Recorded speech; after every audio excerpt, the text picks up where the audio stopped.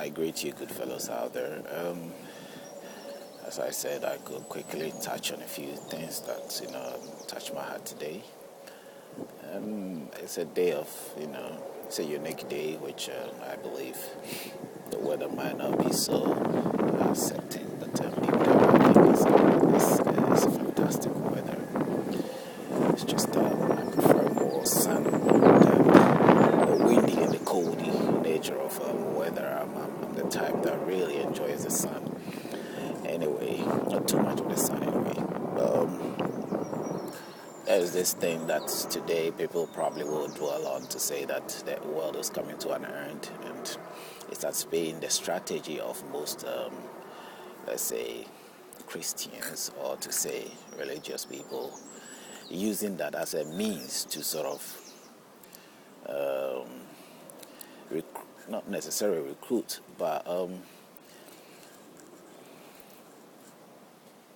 pull people into the foundation, or somehow get them captive and trapped into this foundation of which they sort of believe that it will encourage faith in the idea of God. And there's a strategy that normally can be used, which using death or putting fear into people, the idea of fear of death coming onto people, and they will sort of get hooked up to the idea that they might be saved and get a better secured place. So it draws the attention of people and they are pulled into the assembly. So I've realized that today there's currently something that goes on. People normally have fallen into the state where they fall by the idea, thinking, oh, the world is coming to an end, and they're scared. There's no need to be scared. The world that we live in can end anytime or cannot end anytime. The idea of world ending, to me, is something that we are looking at it from a narrow point of view. Because we say world, we're talking about the earth, and we are not talking about the entire universe. The entire universe cannot just go destroyed in so many ways. Rather, what we can have, what we can experience, is that the earth can sort of end, and the earth can blast or erupt, just like a volcanic eruption. Nobody knows. It's something that's hanging in there. But it is not the only thing. When you talk of the world, we rather we sort of refer to the universe, which is in every way talking of there are other planets. So if this earth destroys, it's just that we haven't got to the stage where we can escape and go to that other planet where we can find a safe haven. But the idea of destruction is something that happens most of the time. People die, people live, people have problems with the foundation, which they probably might depend on this foundation, and all of a sudden it ends.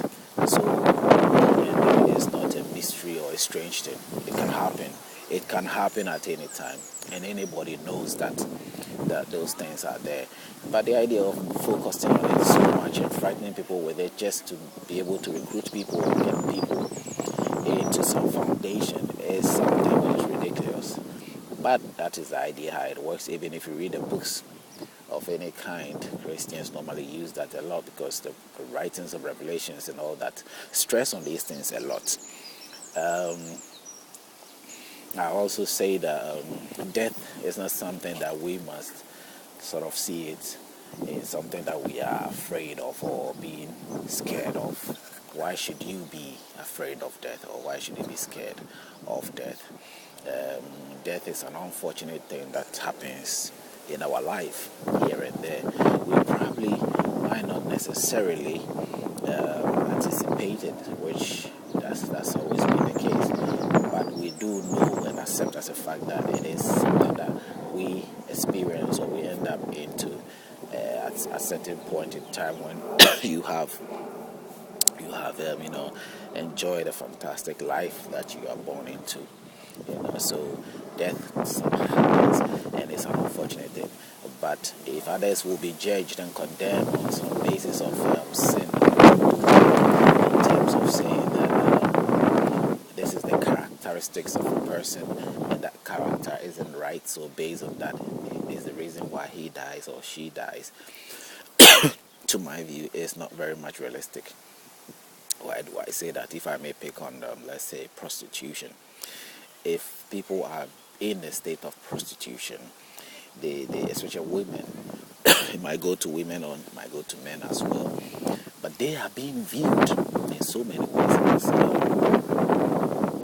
as a wrong sort of character and approach to life. But in so many ways, you cannot just conclude, especially if you're a woman, you can look at a fellow woman and condemn her of being a prostitute. If you say that and you look at it analytically, look at the whole idea of a woman and a man, or a male and female being together, the whole idea has been, it goes along the same way, because whether it's being in the form of marriage or it's in the form of let's say friendship, whichever way, women has always take a prize, to be able to be involved with a man. They sort of require some prize. I can go a little bit further. To my view, the reason why things ended up that way, where women had to take a prize in the olden days probably, and even today as they still practice, the man or father of that parent, the guardian of that parent, would want to take a prize or would want to take something. It's the same thing, taking something for in the woman's favor, so that the woman will be with a man. In the same way, the prostitute wants to sell herself or get something in return for pleasing a man. So it doesn't look so different to my view anyway, but I don't know anything of yours and I don't know of anybody's, but looking at it carefully, they all look like along the same line. The idea has been the same.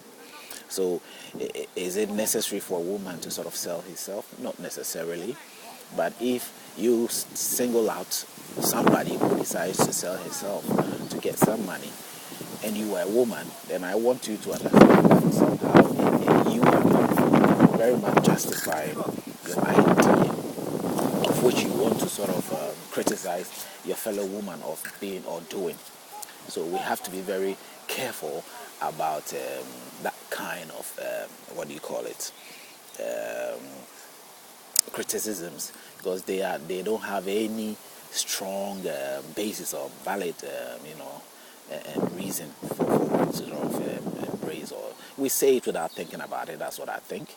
So I sort of want to stress on it my view of why women should not criticize other women or use the word or consider other women as being prostitute in whatever they do.